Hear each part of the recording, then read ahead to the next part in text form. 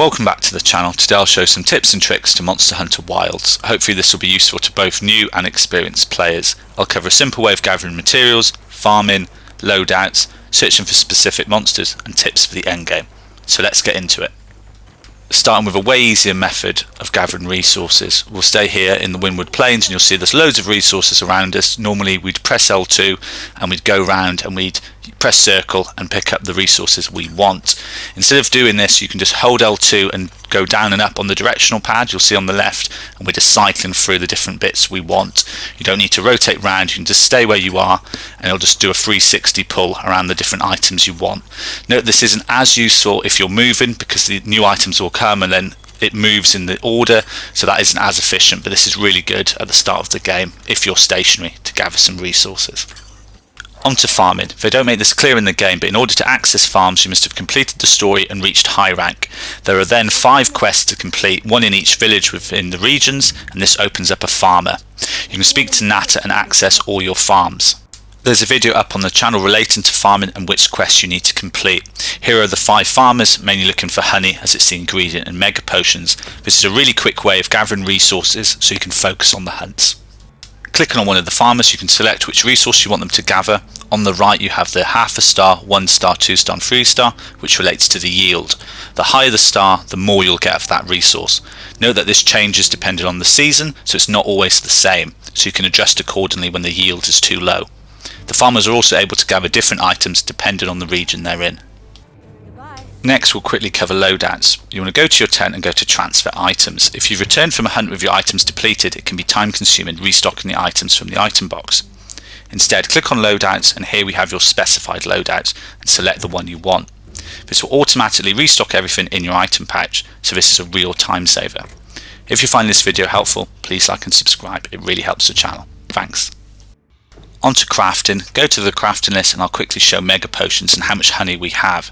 This is all from farming with 0 gathering ourselves. I'm trying to show how important it is to incorporate farming into your playthrough so you can focus more on the hunts. We'll go across to trap and offense and the third tab. You'll need these traps and bombs and blades in order to capture your monster. Again, they don't make this immediately clear, so you can either use a pitfall trap or a shock trap. Certain monsters are immune to these, so you have to use the correct one. You'll then have to use 2 tranquilizer bombs to then capture the monster, or you could use some tranquilizer blades. Next I'll cover how to look for a certain monster and how we can use the map and forecast when a monster will appear.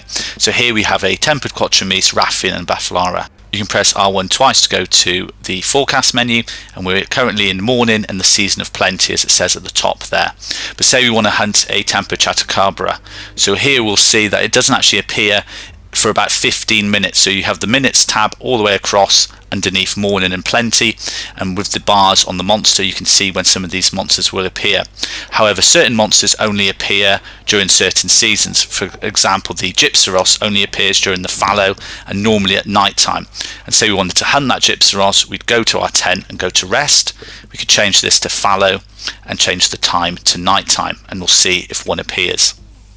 We can go to the map again and go to environment overview, and you'll see a Gypsyros has appeared as we're in the right season and time. You'll see there's loads of monsters have been reset and changed, so when you rest this actually resets all of the monsters. So we saw a Chatacabra was coming in 15 minutes, that's no longer the case, so all the monsters gets reset. So if there's a monster you particularly want and it's 45 minutes, play the game and wait those 45 minutes and then that monster will appear. If you rest, that monster could go away and you might have to wait even longer. Now with some brief tips on the end game, we'll go to the blacksmith and go down to Artian Weapons.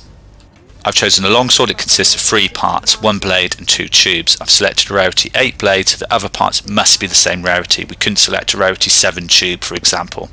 Each part has a different element and bonus like attack or affinity. To forge a specific elemental weapon, at least 2 of the parts would have to have the same element, and you can see the stats of the weapon on the right. Not every weapon needs the same parts, so going on to greatsword you'll see we need 2 blades and 1 tube, so it's different for each weapon. Go down to hammer, you don't actually need any blades, you just need 2 discs and a tube. The other important endgame mechanic is decorations for your weapon and armour. You'll spend a lot of time farming monsters for specific gems with the right rarity and stats for your specific build. In order to get these sought after gems and Artian weapon parts in the most efficient way, you need to select the best hunts which provide the best rewards. There are a few ways of doing this. You can open your map and check for monsters in the regions and the forecast and see if you get lucky. There's a Gormagala here which would be good for the parts, but the German Artian weapon part rewards just really aren't jumping out at us on this hunt.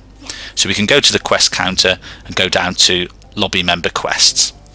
This first quest is a great example of amazing rewards. You would get 13 Artian weapon parts. This is shown by the red boxes below the monsters, and they would be rarity 8 as this is an 8-star hunt. Note also 7-star hunts also provide rarity 8 parts. Each hunt has a different balance, sometimes with just weapon parts or gems or a balance of the two. Choose accordingly depending on what you're trying to farm. You can also choose SOS Flare quests and then select the difficulty you want, 8-star for the Arkfelds or 7-star for the other Apex Predators. You'll see here the first 2 hunts have pretty good rewards with the Artian weapon parts there, and then this one's not so bad, and then all the other Arkfelds, they vary a lot. So not all of these quests are made equal, so make sure to select the one with the best rewards, but of course these will be more competitive, so you'll have to be quick to select those. Hopefully you found this video helpful. Thanks again for watching. Like and subscribe for more.